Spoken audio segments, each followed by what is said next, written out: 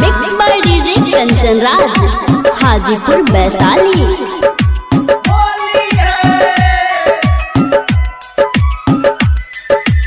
अब के होली भाजी तोहर से खेलब, अब के होली भाजी तोहर से खेलब। लनी रंग गुलाली, लनी रंग गुलाली भौजी खेलब हो, खेलब हो।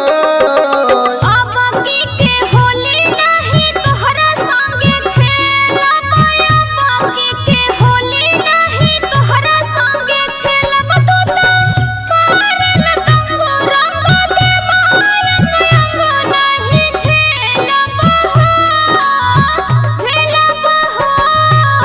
अब के होली नहीं तोहरा संगे खेलब, अब के होली नहीं तोहरा संगे खेलब।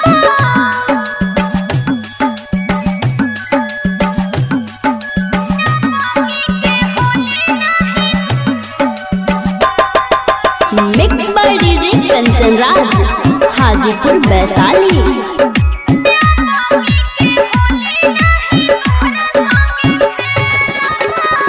लैनिया में रंग अबीर हो, खेलब तोरे संग हो।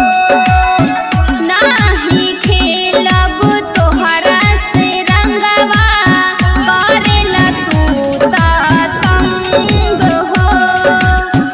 छोड़ कलैया हथवा न मोड़ा, छोड़ कलैया हथवा न मोड़ा। हो जाई हुरदंग हो।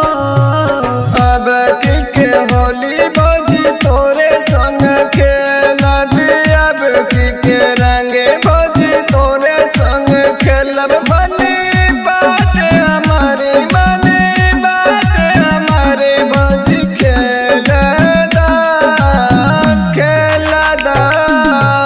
अब के होली नहीं तोहरा संगे खेलब, अब के होली नहीं तोहरा संगे खेलब।